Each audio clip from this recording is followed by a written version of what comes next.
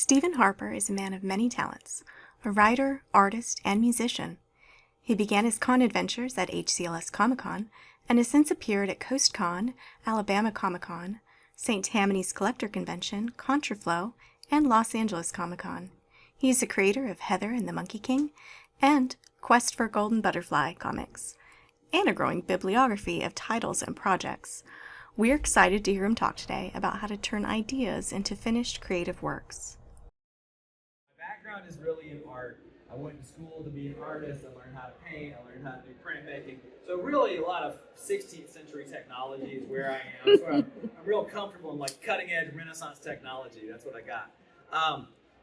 And for years and years and years, I basically just did art stuff and that was it. And I always wanted to write stories. I did. I was always just like, man, it'd be really cool to, like when I was a kid, I used to like start writing books. I can't even tell you how many notebooks that I have that I've found over the years with like the first sentence of a story, right? And it's like, and sometimes it's not even the first sentence, but there's just like, oh yeah, I remember I was gonna start this project. I remember I had this idea and I was never able to do it. So the whole thing I'd like to talk to you about is, I mean, everything starts with an idea. When you sit down on a sofa and you turn on the TV and you're watching Wednesday, that started with an idea, all right? So the whole thing is, how do you get this idea out of your head and get it to where other people can see it? How do you turn it from an idea into a real life thing, a real life object where people can look at it and see it and stuff? Now, it's also not my ideas that I want to share with you and talk to you about. They're not specific to comic books. They're not specific to graphic novels. They're not specific to anything like that. It's like anything that you have in mind, right? A story, a book, a ballet, an opera. Any of these things start off with an idea. Okay. So what makes me qualified to do this other than my background in art? Nothing at all. The only thing that I think qualifies me is that I have successfully completed several graphic novels, several comic books, and I'm working on more continuously.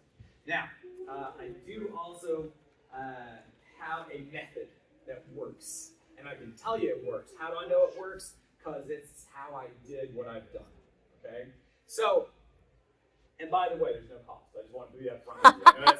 That sounds like I've got a system, and here you go. We're only $500 a month. You can be this. No, it's not part of that. Okay, this is a non-commercial speech here. One day I was driving along, listening to NPR because I'm old, and that's what I do. And I heard it, right? That's that's right, from the ibuprofen crowd. Yes. I heard an interview with Diablo Cody. Now, I don't know if anybody's heard of Diablo Cody. Diablo Cody is a film director. All right, she did the movie Juno, I believe, was her big breakthrough. I haven't ever seen it. I'm sorry to say, I haven't seen it. But I was just, like, I don't know, nothing better on the radio. Let me just listen.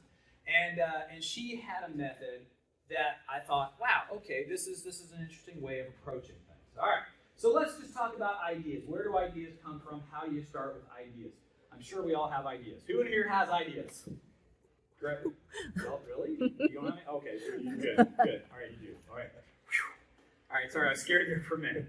All right, we all have ideas. You okay? Hey, that'd make a cool movie, or hey, that'd make a cool story, or something like that. My first bit of advice to you is think on paper, right? Think on paper. That's my first bit of advice. I rarely go anywhere without a sketchbook, and it doesn't have to be a sketchbook. I mean, I have a sketchbook because I'm an artist, and I like to draw stuff.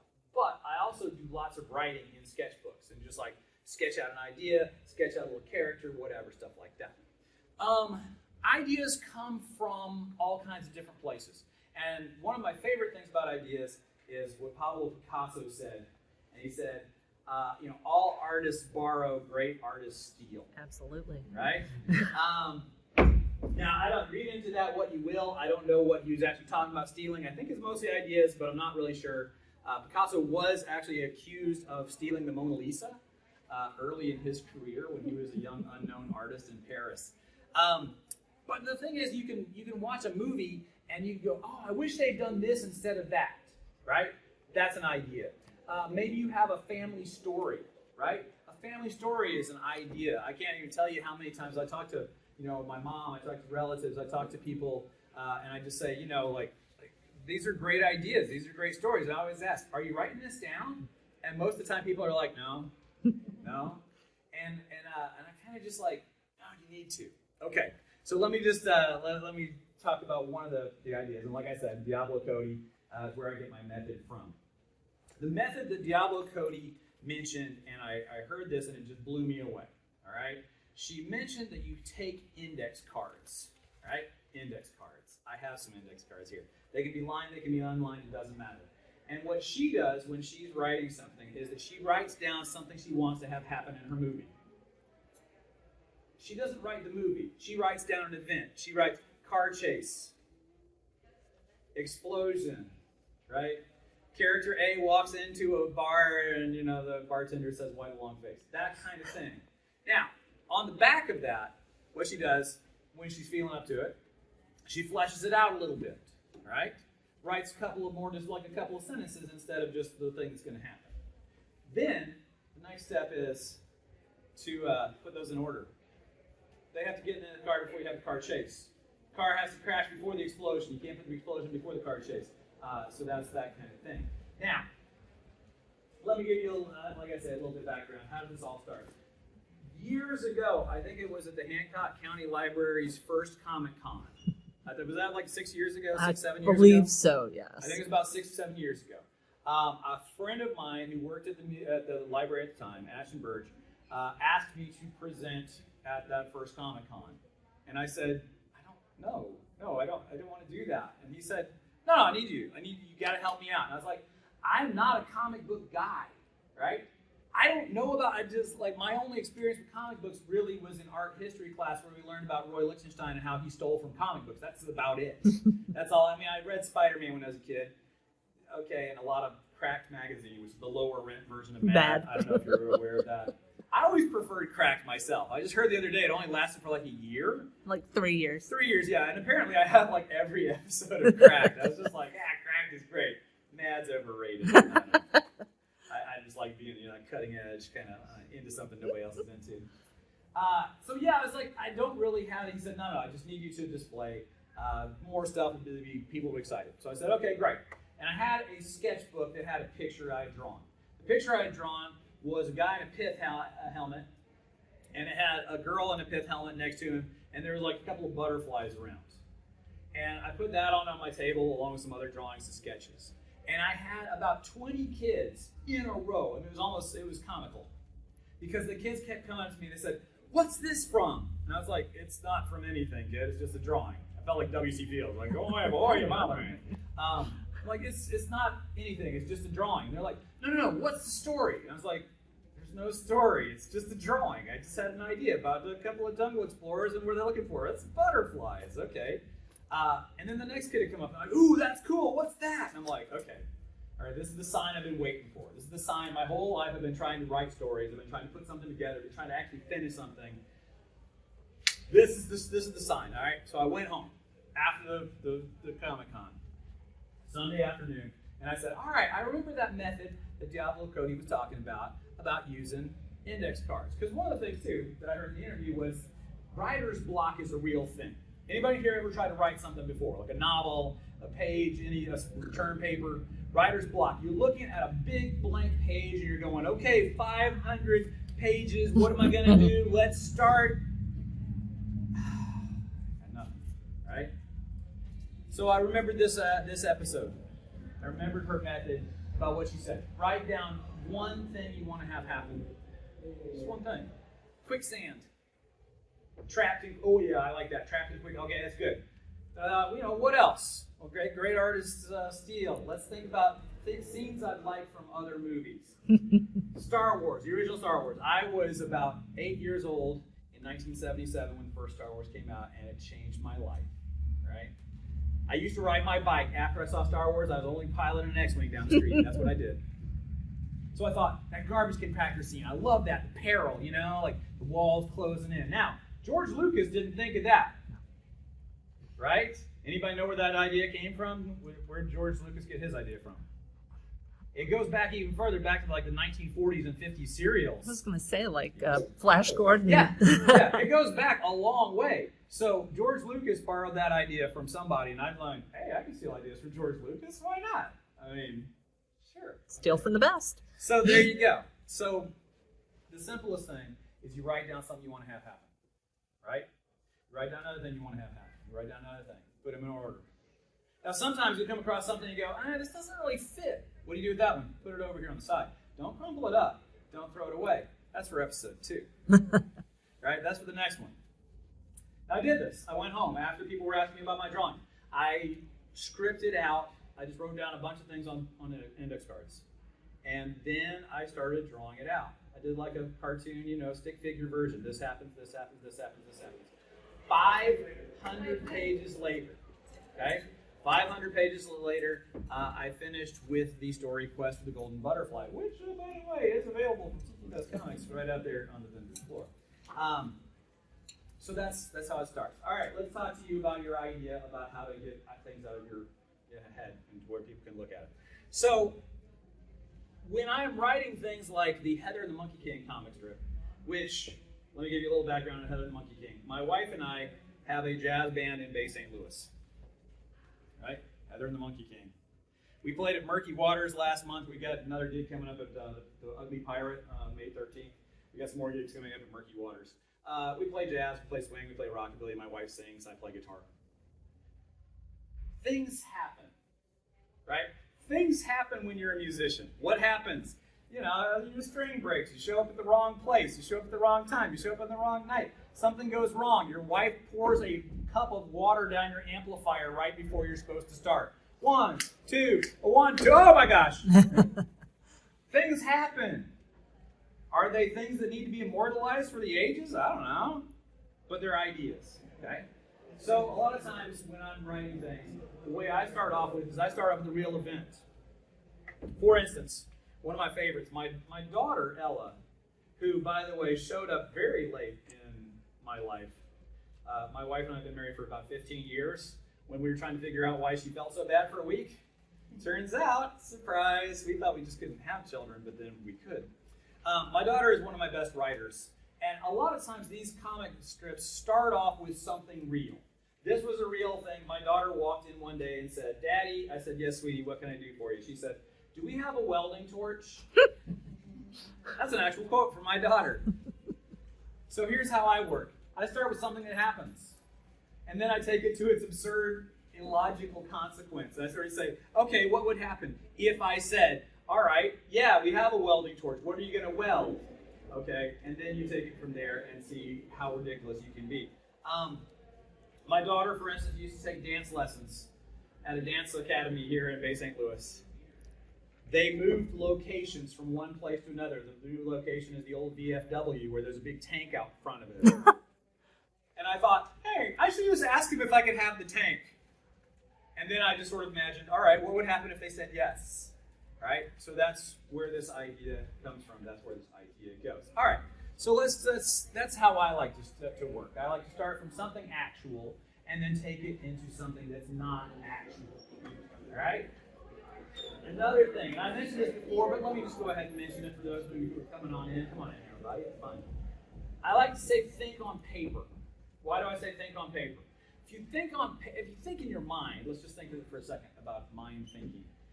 A lot of times we have ideas. Has this ever happened to you? Let me know if this has ever happened to you. You have an idea. It's a great idea. You're just like, oh man, I totally need to do this.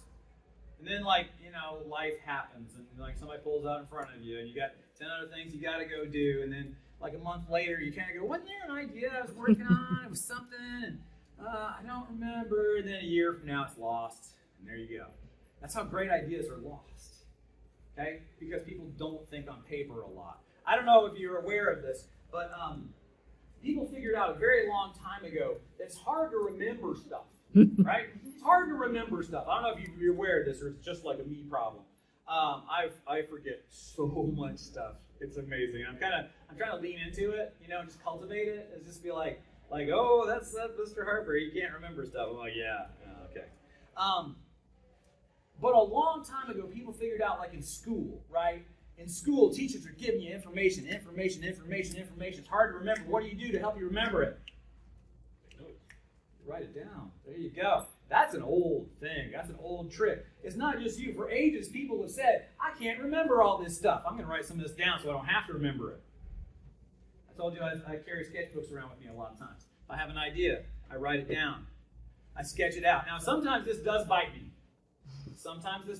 The other day, I found a piece of paper that said, Ella Jacket Adventure. And it had a picture of my daughter that I had drawn wearing a jacket. Yep. And that's all I got. So if anybody has any ideas about what could happen possibly on your jacket adventure, talk to me afterwards. There we go. Come on in. Good to see you. So yeah, writing things down on paper. Now, here's the thing too. A lot of times people think like, if I write something on paper, it has to be really important. It has to be really fully thought out. No. Try to give it more than just Ella Jacket Adventure. It works better that way, I promise you. But yeah, if you think on paper, that way you can show it to other people. That way you can come back to it after a month or 2 months or whenever you're available to work on it again. Oftentimes I am working on projects that have been in a sketchbook for a while, and periodically I go back through the sketchbooks and look, and sometimes ideas jump out at me. I was like, oh yeah, okay. I did want to do an illustrated version of A Cask of Amontillado by Edgar Allan Poe. Yeah. Oh, look at this. Oh, I actually did do a whole series of sketches. Well, why haven't I done anything with this yet? All right. So if you think on paper, it doesn't get lost. All right. Let's think again for a second. Ideas. Of course, fiction. Fiction ideas are great. You're watching a movie. You're thinking, oh, man, Star Wars would be great. What if it were more steampunk? What if it were like a steampunk version? And instead of having the Millennium Falcon, what if it was like an airship? What would happen, right? That's an idea, right? I also, whenever somebody comes to me and says, hey, can you help me develop an idea? Which, by the way, I love to do. I do absolutely love working with people to try to get those ideas out of people's heads and onto the page so other people can see them. First thing I do when people say, can you help me with this idea? I go, yeah, draw me a stick figure version of what you want. Stick figure. And I mean that, literally. Like, if you can just, you write out a stick figure of what you want to have happen. Here's a guy swinging on a rope. Oh, okay, I thought it was like a crawfish. But okay, now that you mention it, yeah, I can see what you're talking about. It helps to let somebody else see your idea. When it's in your brain, that idea is really hard for people to visualize. Okay, so think on paper. Now, the other thing, the other part of this, and you might have picked up on what I was just talking about, is it's often good to just throw the idea at other people, right? Just see what happens. See if they seem interested. See if they're going, wow, that's pretty cool. All right? Throw your idea at 10 different people, and you will very quickly figure out the people you want to throw your next idea at. You will also figure out who you don't want to waste your time with. There are some people who go, yeah, it's okay, and walk off. There are some people who go, man, that's great. That's a spectacular idea. I love that idea. Okay? Those are the people that you want to hang out with. Those are the people you want to say, here's this idea. Here's what I want to do. Okay. Let's think for a second. Let's say you wanted to write a book about your family. I was talking to a woman. I was at the Kay Fagler Book Fest, a children's book festival up in Hattiesburg a couple weeks ago. I met a lady there, and she said, she was just talking to me. We were just sort of chit-chatting. And she said, and I think this is the best opening phrase of the book I've ever heard. She said, we found a dead body on our property. I said, go on, I'm listening. You got me. I'm hooked. First sentence, right there. What? What's next? Right? What happens? Tell me this. So there are so many stories. Think about the last time you saw your relatives. Right? I know. Some of you are going, I don't want to think about the last time I saw my relatives. No, I get it. I understand. I have a whole side of my family where we get together about every 10 years and remember why we don't get together more often. But a lot of times in families, you have stuff that happens. You have family stories. You have funny things that happened or peculiar things that happened or, just things that happened. One time I was talking to my landlord years ago, back when I was a young sprig of a lad, and just offhanded remark, he started telling me about a battle experience he had in World War II where a Japanese soldier burst out of a bunch of grass and shoved a bayonet at his face which went close enough to it cut the strap of his helmet. Whoosh. I was like, wow. Are you writing this down? I keep saying that. Are you writing this down? Like, that is... Now, here's the thing. Did he ever write a book about it? Probably not. I don't think so. Am I ever going to write a book about it? I don't know. I doubt it. Is that incident something that might find its way into one of my stories? Yeah, absolutely. Might that incident be a place for you to start one of your stories? Yeah, absolutely. Okay? So, the whole process of creativity is, first of all, just getting started. Okay? Now, here's the thing, too. What's your biggest enemy of creativity? Is perfection. That's the biggest enemy right there. Okay? Here's my mantra. It tells you, finished is better than perfect. Why do I say that? I say that a lot. I say finished is better than perfect. Right? This is a Halloween comic I did for this last year. I just have some things in here like serial killer. I know. Careful of that joke. It's an antique. We've probably heard that before, but you haven't seen my particular spin on it. It's an idea. Right? How do you get to this kind of thing? Well, the first step is to get the idea out of your head and put it on paper. Again, like I say, the first step of that is putting it onto index cards. Right? Because, think too, index cards are so unintimidating. So real quick, does everybody have something to write with? Let me just pass out. I'm just going to pass out an index card for you. If you don't have something to write with, it's okay. But I'm sure that everybody has at least one idea in your head, right? Now, it can be as simple and as short as one word, right? Or it can be as complex as a sentence. It can be as complex as knocking over a table. Now, some people like to suggest you take 3 cards. If you're trying to write a story, you take 3 cards. Why 3 cards? You write out a beginning, you write out a middle, you write out an end. What happens at the beginning of your story? What happens in the middle of your story? What happens at the end of your story? First thing is write down an idea. Maybe it's an idea for a story. Maybe it's one of your family stories. Go. Write. Sorry, beginning? I don't know. Can be. Just an idea. Just an idea. An idea. Who needs a pen? I got one pen. You need a pen? I got a pen for you. There you go. I got a marker. You want a marker? Okay. I'll need those back, but you know. Yeah. Sorry, I didn't give you time for that. Let's write down an idea. Got 9 legs, no excuse, man. You gotta have that. We're gonna write down an idea. Let's write down an idea. An idea for a story. Not only for a story, maybe something that happens in a story. Maybe you have some characters in your head you've been thinking, this would be cool. What character do you have? Maybe it's a little pixie that runs around and, like, I don't know, turns flowers into cheese. I don't know. Right? You write down an idea. All right, who's written an idea? Who's got an idea? What do you got? Let me see. A baby at Pearl Harbor. A baby at Pearl Harbor. Okay. Wow. See, that's a great one. See, you got this, because, like, what kind of things go along with that? Well, first of all, which direction are we going with this? Is it just hilarious? Is it comic? Is it all of a sudden here's a baby in the cradle going, oh, they hear the first explosions. Enough of this baby stuff. Puts on a hat, runs out, diaper, grabs a machine gun and starts trying to, like, could be hilarious. Could it be less hilarious? Oh, yeah, it could be less hilarious. What about daycare, right? What's the story of the parents? Where is the baby? Is the baby by themselves? Is the baby protected? Is the baby being scooped up and run for the hills? Maybe flying a plane. Flying a plane. See, that's what I'm saying. You start with an idea, you can take it many different directions. Now, this is also what I said. As soon as you throw your idea at people, you learn who you don't want to throw your idea to. She may have just be saying right over here, I don't want to throw my ideas at him anymore. I didn't want to picture a comic baby at Pearl Harbor. But who knows? That's not it at all. Okay. I heard this quote one time from a student. I teach high school, by the way. Some days I teach, some days I stand up in front of a group of bored teenagers and hear myself talk, but that's okay. I had a student one time who said, the best way to have a good idea is to have lots of ideas. Say it again. The best way to have a good idea is to have lots of ideas.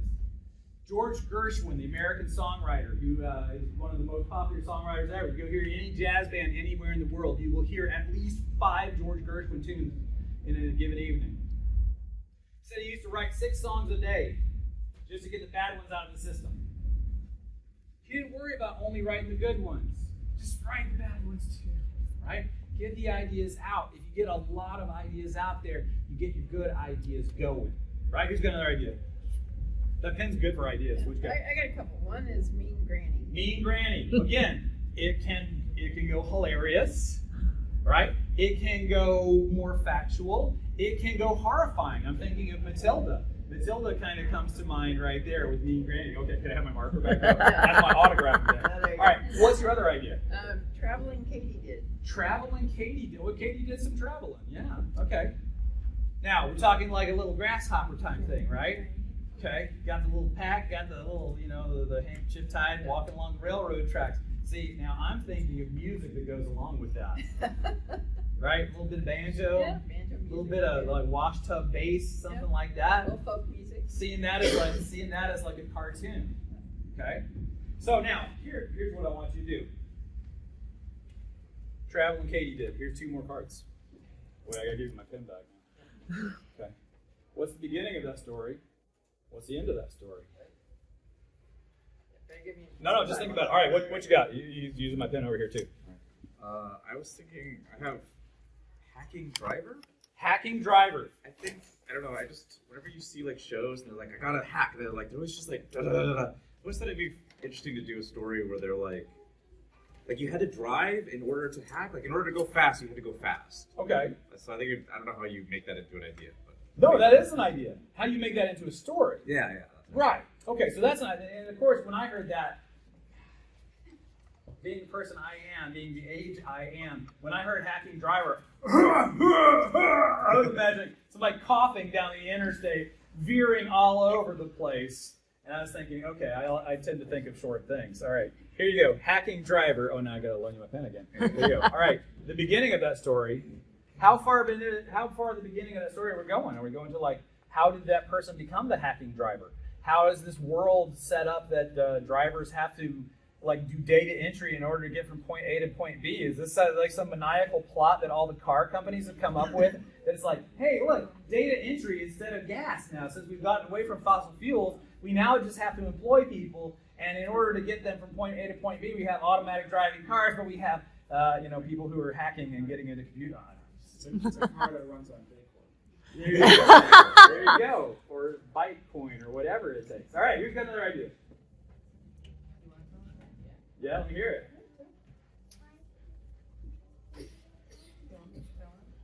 Frankie drives the train across the country. Frankie drives the train across the country. Feisty Frankie. Oh, feisty Frankie, even better. Okay, how feisty is Frankie? Are you little feisty, big feisty? Big feisty. Okay, and so I'm just thinking, all right, how did she learn how to drive the train? Did she just jump up on the train and figure it herself like the baby at Pearl Harbor? Did she like feisty Frankie? Is she just like running alongside the trains and like figuring it out? All right, here we go. Let's think about it. What's the beginning of this story? What's the end of this story? Okay, now I can see how the ending of the story, I mean, it might be like you ride those rails all the way to the west, you see the sun setting over the Pacific Ocean right off the Santa Monica Pier with the Ferris wheel. And that's why Feisty Frankie was trying to pilot the train all the way across, because she wanted to go see the Ferris wheel. Good motivation. That's a good motivation, right? Yeah, absolutely. My sister wrote us a book. The book is called Oatmeal, A Cautionary Tale of Love and Redemption. I came up with that part. Her point was oatmeal, the Binks and their oats. Let me tell you about this story. I illustrated it. There once was a pair of old folks called the Binks. At the start of the story, their life really stinks. They don't look happy, do they? Okay?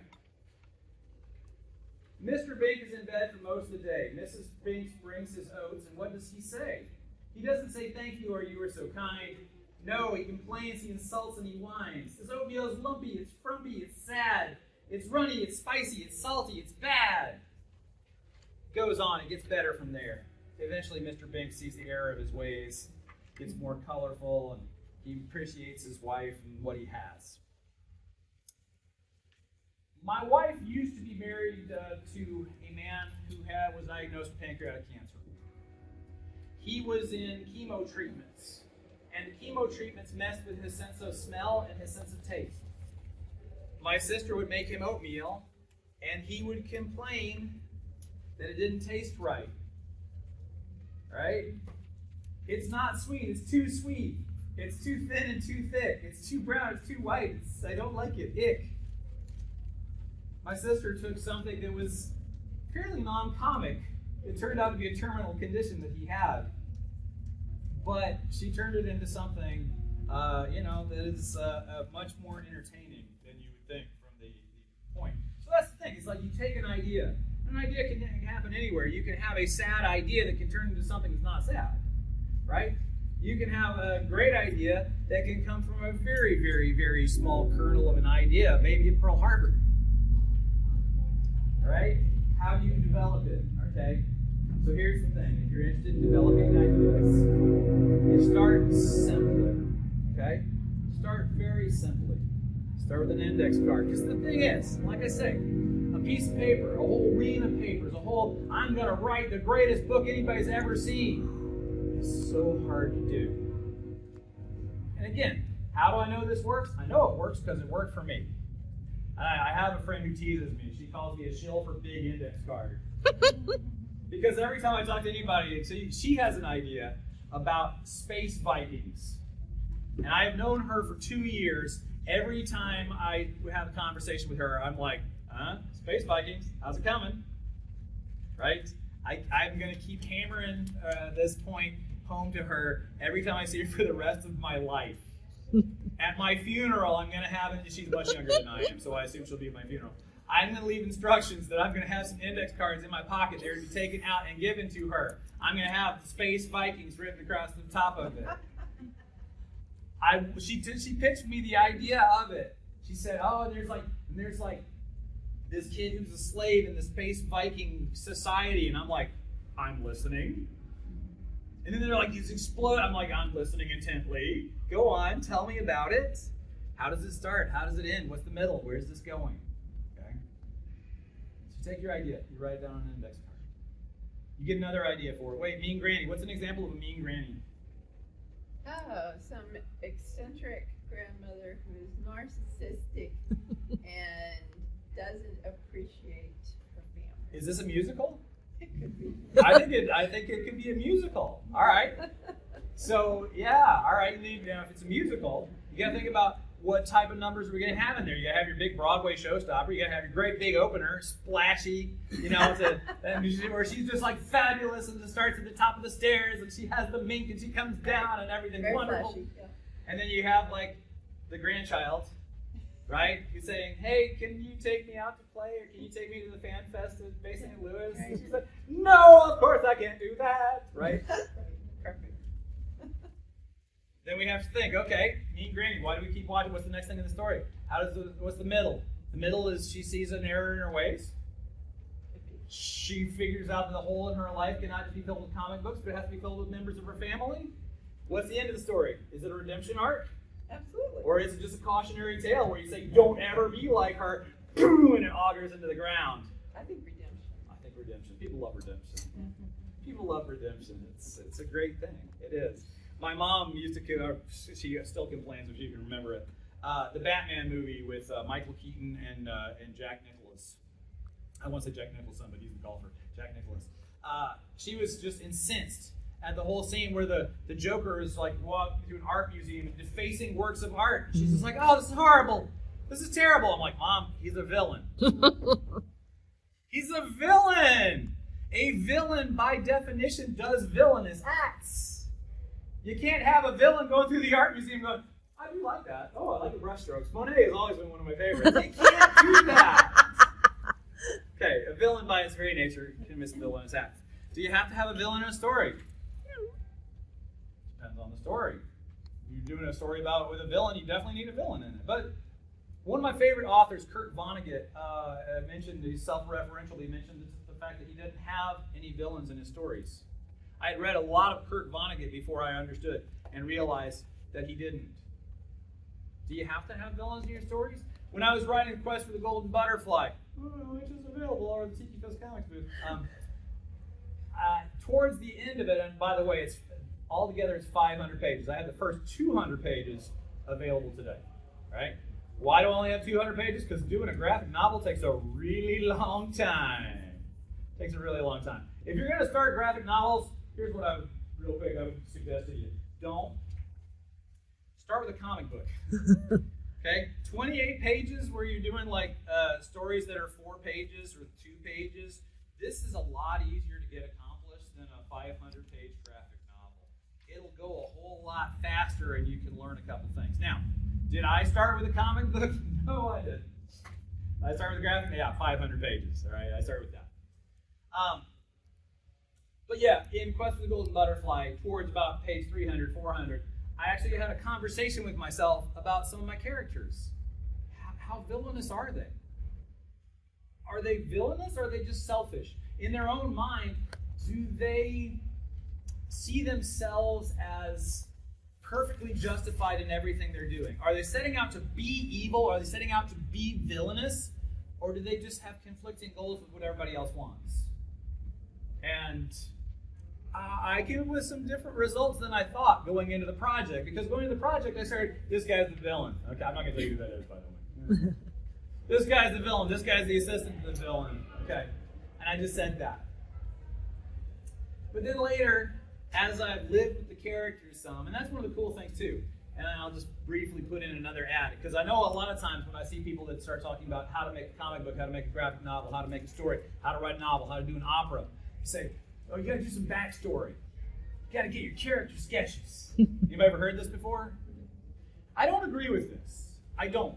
Because I think if you like do the entire backstory for every one of your characters, that could take you years.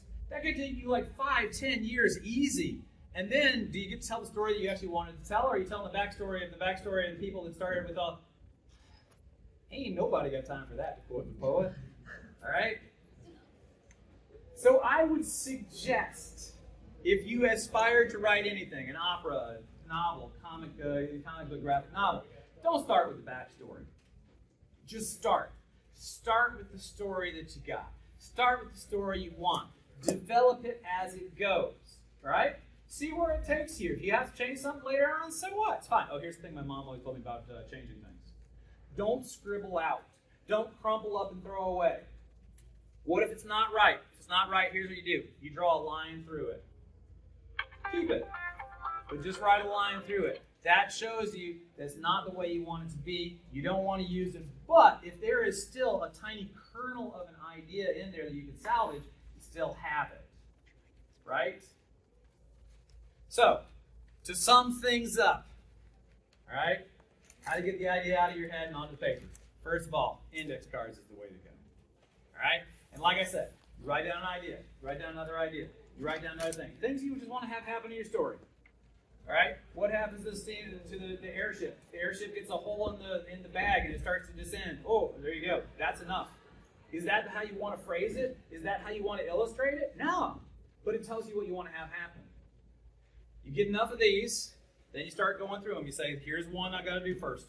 Here's what comes second. Here's what comes third. This comes before. Oh, wait, no. This is first. That's why I don't number them. That's why I suggest you don't number them either. Just put them in an order. As soon as you got them in the right order, there's your first draft right there. You've done it. That's your first draft. Now, on the back of all those cards, you flesh out your ideas. Right? Be a little more colorful, picturesque. Maybe you just draw out a couple of little stick figure ideas. Here's what it's going to look like. So jumping the tricycle across the Grand Canyon as Feisty Frankie made a pit stop on the way to the West Coast. Is this like a stop motion thing? Certainly could be a stop motion thing. I'm just talking about ideas. It could be full motion, it could be stop motion, it could be a dance, it could be an opera, anything like that. Thank you. I take it with me everywhere I go. I've got another attached to it. All right, so that's what I would suggest to you, and that's how I can go wrap things up. We all have ideas.